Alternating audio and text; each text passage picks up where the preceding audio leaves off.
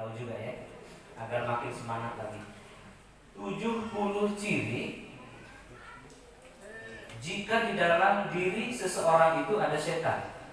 Ya, ada 70 ciri jika dalam diri seseorang itu ada setan. Ini tujuan dibawakan layar ini agar ibu-ibu yang niat datang ke sini mau lihat-lihat aja, di-upgrade niatnya jadi mau belajar gitu ya. Ada yang agar yang tadinya ngantuk dan gak semangat jadi semangat. Oh, dalam tubuh setan, dalam tubuh saya ternyata ayaan gitu. Nah, dari yang tadinya ngantar anaknya aja, ya kan? Jadi ingin ikut belajar. Begitu ya maksudnya 70 ciri jiwa dan raga seseorang yang dikuasai setan. Gampangnya mah ciri-ciri orang yang kesetanan. Ciri-ciri orang yang di dalam tubuhnya itu ada setan. Pertama,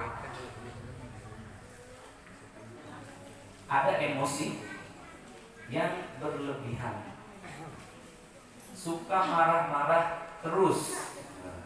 Jadi marah-marah terus. Kalau suka marah aja setiap orang pasti marah. Tapi marah-marah terus. Lebih banyak marah daripada senyumnya. Dalam satu hari itu, dalam seminggu itu. Ibu kalau seminggu senyum, Pak. Pak. Bapak. Ibu, Bapak dalam seminggu berapa kali senyum? Gitu. Sehari kalau gitu, berapa kali senyum? Nah, bandingin sama marahnya. Banyak ramahnya, banyak marahnya. Nah, gitu ya. Dapat sekarang Ustaz. Jangan lihat suami dulu, lihat diri dulu. Nah, gitu. Karena setan ketemu setan, itulah yang terjadi kebakaran. Kalau ibu marah, bapak diam, tidak kebakaran itu. Ya. Ibu marah, bapak diam, tidak akan terjadi pertengkaran. Kalau dua-duanya marah, barulah kebakaran. Gitu ya. Oh, bukan kebakaran, piring terbang. Gitu ya. Gak bisa lihat. Benar nggak sih Ustaz kalian? Benar. Coba aja Pak, istrinya marah. Nah, kata Ustaznya itu ada setan yang saya biarin sampai dia berhenti. Bapak, istri Bapak akan berhenti dalam waktu kurang dari 5 menit. Ya, betul nggak sih? Betul. Ya, baik. Cobain aja nanti sampai pulang ke rumah, suaminya marah, ibu diam aja 5 menit. Pasti berhenti dia, capek sendiri. Nah, ya, baik ya. Ini emosi yang bagaimana Ustaz? Emosi atau marah yang lebih banyak marah daripada ramahnya. Begitu ya. Yang kedua, yang tidak stabil, tidak terkontrol, suka melempar sesuatu kalau marah, memukul sesuatu, mukul setir begitu. Di jalan tapi marah, udah gas diinjak, setir juga dipukul. Itu kan aneh ya, harusnya setir dijaga gitu ya. Biasanya. Kemudian suka nendang pintu, lempar meja dan lain-lain. Pokoknya marahnya itu sudah tidak beraturan dan di luar akal sehat manusia. Contoh, pemarah mukul tembok, Pak, yang sakit apa itu? Tangan apa temboknya? Tangannya. Lalu kenapa dipukul? Nah, ini sudah keluar ya. Terus kemudian ada sifat di emosinya, di jiwanya, ada sifat ragu dan was-was. Sering ragu-ragu terus-menerus, tidak fokus kalau mengerjakan satu hal, paranoid, penakut. Penakut itu borangan bahasanya. Lihat malam itu takut, gelap itu takut. Ada di sini borangan. Cirinya, nggak usah disebut indikatornya. Pokoknya kalau dibilang di situ ada pocong, pasti pilih jalan lain. Nah, itu artinya penakut. Iya. Kalau orang yang nggak penakut itu ada pocong, ditangkap, diikat, dikubur lagi, ya kan? Pocong itu pasti dibawa di kuburan kan, ya misalnya. Nah, lewat kuburan juga takut. Nah, jadi bacaannya itu bukan doain yang dikubur, tapi bacaan karena takut. Jadi salah, lewat kuburan bukan doain yang dikubur, jadi baca ayat kursi. Ya bisa lihat ya. Harusnya baca Allahumma ighfir lahu warhamhu wa'afihi wa'fu anhu, jadi Allahu la ilaha illa huwal hayyul qayyum. Penakut ya, baik. Selanjutnya ada gangguan pada ibadah. Paling kuat itu suka lupa rakaat sholat. Jadi kalau imam suka lupa rakaat sholat terus gimana? Ruqyah. Bukan diganti ya. Oh gimana? Dia kan yang paling bagus bacaannya. Tidak apa-apa ya. Belajar ruqyah kalau nggak mau di ruqyah agar bisa melakukan ruqyah mandiri. Baik. Sering menguap saat sholat. Lain. Berapa kali coba? Kalau lebih dari 7 kali harus diruqyah. Berapa kali saat sholat muapnya? Lebih dari 3 kali pokoknya hati-hati ya. Dan selalu saat tasyahud biasanya. Saat tasyahud atau saat kita membaca iyyaka na'budu wa iyyaka nasta'in. Atau saat baca waladdallin. Jadi disambung dengan muatnya. Kalau ada gangguan saat baca Quran. Sering ngantuk saat baca Quran. Ya. Baik ibu-ibu, sering melihat penampakan. Bahasa sini apa? Sok ningali duri, ningali naon, naon lah pokoknya apa ya? Baik bentuk bayangan atau bentuk nyata, ataupun di alam mimpi. Ya, jadi kalau saya dulu waktu kecil, rasanya itu wajar kalau di tempat-tempat jemongan, apa di wahangan, apa di tempat gelap itu ada setan. Sebenarnya tidak wajar kalau orang bisa melihat setan, artinya matanya sedang diganggu setan atau sedang ada setan di dalam dirinya. Ya? Karena manusia tidak bisa melihat setan. Maka saat manusia bisa melihat jin, artinya di dalam tubuhnya ada setan yang membantunya. Baik. Sudah dapat belum? Was-was, banyak bisikan, sok aing maharewosan. Ya, maksudnya suka ada ketuk-ketuk di jendela malam-malam. Atau ada suaranya aja, assalamualaikum. Pas di depan ada. Atau suka ada suara di plafon, kupluk. Sehingga ayat leuit murad. Leuit apa namanya sih? Panggil tuan. Pane. Ya. Ada suara-suara yang enggak ada bentuknya. Kalau itu nanti dijelasinnya nanti ya. Ini ciri-cirinya aja dulu misalnya. Selanjutnya gila, kegilaan. Jadi orang-orang yang gila itu bisa disembuhkan dengan Al-Quran. Orang yang gila mana Ustaz? Semua orang gila di muka bumi, kecuali gila karena nggak terpilih jadi calon. Gila karena sihir maksudnya ya. Anak saya Ustaz tergila-gila sama laki-laki, kalau itu harus dinikahkan. Kan? Ya. Kecuali dia disihir oleh laki-laki itu bisa diruqyah. Ya. Terus kemudian indigo. Nah, ini bahasa kota ya. Indigo kalau bahasa orang sini adalah titisan, anak titisan. Nah, bahasa lainnya apa? Anak spesial, bisa mengobati sejak kecil, ilmu keturunan, punya ilmu keturunan, bisa menerawang, bisa baca pikiran orang lain. Ini namanya ciri di dalam seseorang itu ada setan. Kemudian jomblo menahun, mungkin di kampung enggak ya? Ini penyakit orang kota. Ya. Ada juga. Di kampung kan 16 tahun sudah nikah ya kan? Kalau di kota ada usia 30 belum nikah juga ya. Dihalang oleh setan jodohnya. Nah, baik ya. Berikutnya sering minder total.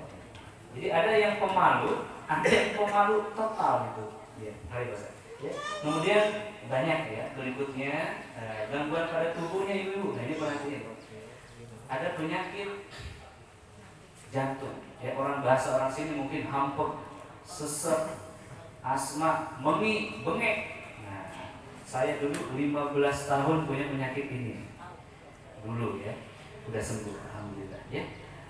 Kemudian berikutnya penyakit-penyakit yang tidak dimengerti oleh para praktisi medis. Medis itu ada tabib, ya, pengobat tradisional, ada alat-alat canggih di rumah sakit. Ya. Kemudian banyak hal aneh terjadi di rumah. Sering terjadi pendarahan. Ini ibu ya. Ibu-ibu ada namanya mens atau menstruasi, ada pendarahan. Itu dua hal yang berbeda. Kalau pendarahan itu di luar jadwal. Darahnya, warnanya, baunya pun berbeda. Nah, pendarahan dalam bahasa Arab itu istihadah. Yang itu bukan menstruasi kata Nabi SAW, tetapi dia adalah hentakan setan. Jadi semua orang yang pendarahan bisa sembuh dengan cara diruqyah. Begitu ya. Kemudian seluruh masalah pada rahim. Kalau di kota itu ada kanker rahim, ada kista, ada miom, mungkin sudah tergabung juga ya. Kalau dicek ke rumah sakit, pokoknya seluruh masalah rahim. Ada hilang bayi dalam kandungan, ya. Ada juga yang keguguran terus menerus. Nah, ini adalah kejahatan setan kepada muslimah. Berikutnya, ini bapak-bapak ini ya, tidak tahan lama diranjang, ya, tidak berwibawa di hadapan istrinya di malam hari, impotensi, lemah syahwat, gangguan seksual. Pasti bapak nggak mau dia kalau disuruh angkat tangan pasti nggak mau. Ya. Terus kemudian sulit sakaratul maut. Pernah nggak ada yang sakaratul maut yang lama? Kalau ada nggak? Pernah nggak? Maaf gitu ya. Alhamdulillah. Itu kalau diruqyah kadang-kadang ada yang kesurupan. Ada juga yang langsung wafat.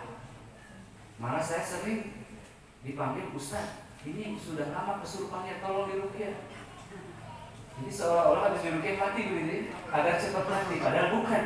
Ya, dia itu sedang sakit seperti seolah-olah seperti sedang sakaratul maut. Gangguan setan sampai begitu Bapak Ibu. Oke, sebentar. Bapak Ibu jangan menganggap remeh ruqyah ini.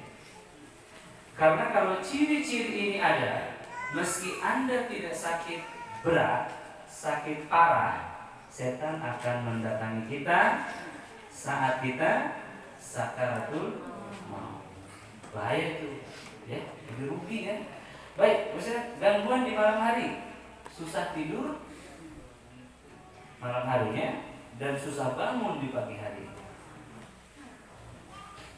Mimpi buruk, mimpi buruknya mimpi sial. Mimpi pikasieun, mimpi buruk, ya. Mimpi diikat, mimpi dikejar-kejar, ya, dibunuh, diburu, mimpi tenggelam, mimpi hanyut. Nah, mimpi-mimpi yang demikian ya. Pokoknya mimpi yang menakutkan, mimpi yang menyiksa, mimpi yang menggelisahkan. Nabi SAW mengatakan, mimpi itu ada dua, mimpi yang baik dari Allah, mimpi yang buruk dari setan. Jadi kalau mimpi buruk pasti sedang diganggu setan. Begitu ya? Oke, saudara. Mimpi, nah kalau itu mimpi indah ini, mimpi bercinta, mimpi punya pacar, mimpi punya suami kedua. Wajahnya berbeda-beda, datang terus menerus. Basah, mimpi basah. Ini bapak-bapak ini. Ada nggak Pak mimpi basah terus? Ini adalah bagian daripada. Terus ada pemurtadan gaib. Ya. Kemudian, jadi hati-hati kalau saya juga mendengar di sekolah Nusantara sudah ada upaya pemurtadan. Ya. Dan ada yang menggunakan sihir. Jadi ketika bagi-bagi sembako, hati-hati, kadang-kadang ada sihir di situ. Ya, kita temukan waktu gempa di Lombok. Baik, gangguan pada anak-anak. Ada nggak anak-anaknya yang suka nangis di malam hari? Ya, nangis terus. Nangisnya tidak sebentar, berjam-jam. Dan di waktu-waktu tertentu.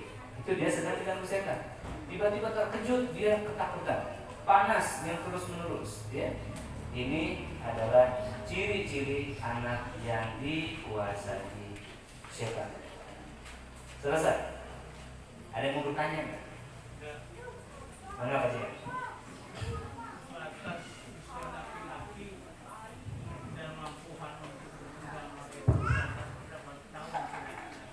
Betul. Ulangi lagi Pak Cik ya, supaya yang lain dengarkan. Diulangi lagi supaya sadar. Jadi melihat diri ini tidak dijelaskan pasti, maka saya ingin bertanya batas laki-laki kemampuan untuk beragama dengan batas usia berapa tahun? Usia berapa tahun? Normalnya. Ya. Ada di India baru-baru ini Pak, usia 83 tahun, istrinya 74 tahun, punya anak, panjangnya 5 meter, bukan 5 meter, 50 cm, beratnya ya 3 kilo sekian, normal, sehat.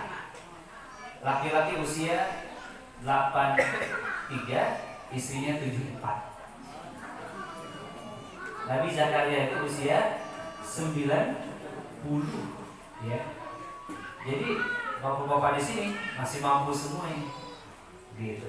Ibu-ibu ada namanya menopause. Menopause itu kondisi wanita tidak menstruasi lagi.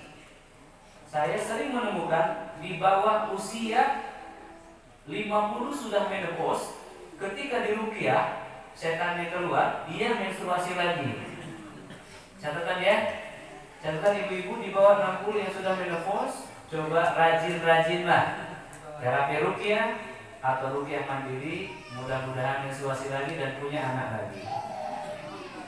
Gitu ya, mudah-mudahan kan? Baik.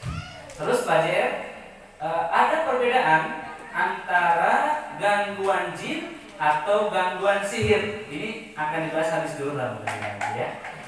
Jadi kalau gangguan jin itu tidak bisa melakukan hubungan suami istri, tidak bisa lama, hanya beberapa detik. Nah, gitu ya. Hanya beberapa detik sudah lemah. Atau istri kita tidak mau, tapi kalau dipaksain mau. Tidak maunya kadang-kadang sakit, kadang-kadang tidak ada gairah sama sekali. Tapi kadang-kadang ada. Kalau gangguan sihir tidak bisa sama sekali, bertahun-tahun. Rekor paling lama di Goa, Sulawesi Selatan itu 6 tahun, di Bogor 9 tahun. Jadi setelah 9 tahun menikah, istrinya masih gadis. Kalau itu sihir arobtu namanya. Nanti habis dulu ya. Ini semangat gak sih untuk hadir dulu? Semangat ya. Nanti insya Allah habis dulu dibahas tentang sihir. Sihir dan gangguan jin secara lebih mendalam, kita hubungkan dengan sihir-sihir yang ada di Jampang, supaya sihir-sihir di Jampang suatu hari berakhir.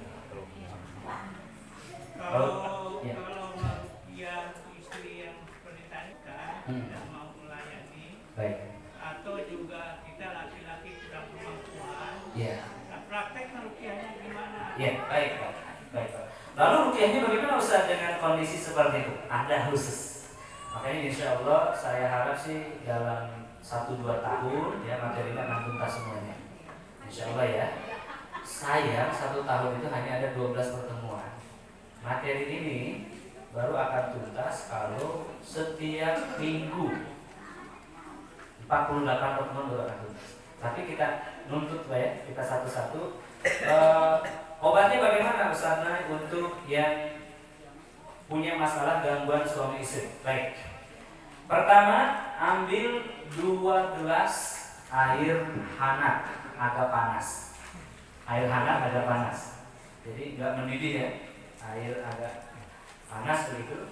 Kemudian campurkan 3 sendok madu. Madu murni. Kalau ini madu murni. Madu murni itu madu dari sarangnya diturut gitu ya. Kalau ibu lihat tukang madunya manjat dan memeresnya berarti murni itu. Kalau udah dicampur gula berarti tidak murni lagi. Gitu ya. Jadi 3 sendok madu murni. Kalau madu lokal, ini madu lokal dari Nusa Tenggara Barat atau NTT. Tapi kalau madu sider, ada madu Yaman, itu cukup 1 sendok. Begitu Pak. Lalu campurkan habatus sauda. Habatus sauda 1 sendok. Kalau ini yang cairnya, kita punya yang serbuknya, cari yang serbuknya. Kemudian kalau kapsulnya berarti dibuka 1 sendok. Belum madu, habatus sauda ya dicampur dengan air panas agak panas. dicampur merica 1 butir. Merica, masih merica. Pedas, merica hitam. Iya, pedas. Nah itu, ibu harus tahu nih, ini ramuan obat kuat untuk suaminya. Merica 1 butir, habatus sauda 1 sendok. Ini madu 3 sendok. Kalau madunya cukup 1 sendok dicampur, baik. Diminum 5 menit sebelum bertempur. Gimana Ustaz? Ini berhasil nggak? Kalau berhasil Bapak berkeringat dan semangat. Baik. Tapi Pak Dir, tadi dibacain dulu ayat-ayat ruqyah. Kalau Bapak Ibu bingung ayatnya apa saja, makanya saya tulis tadi ya, Al-Fatihah, ayat kursi, Al-Ikhlas, Al-Falaq, An-Nas. Kalau ingin lebih dahsyat lagi Ustaz, ini sihirnya sudah 10 tahun loh. Masa baca 10 menit langsung habis? Baik, kalau begitu Al-Baqarah full bacakan. Jadi pada madu dan airnya bacain dulu Al-Baqarah, lalu kemudian buat ramuannya. Jangan buat ramuan dulu lalu bacain. Ibu kelamaan nunggunya nanti. Bercanda. Baik, jadi intinya dengan diruqyah insya Allah akan sirna. Ustaz, saya diruqyah dan lakukan ramuan ini tapi kok nggak berubah ya? Baru 1 kali kan? Ulang lagi. Karena penyakit itu kalau berat ada namanya berobat jalan. Betul? Maka kalau ruqyah namanya ruqyah mandiri. Begitu. Maka ada pertanyaan lain nggak?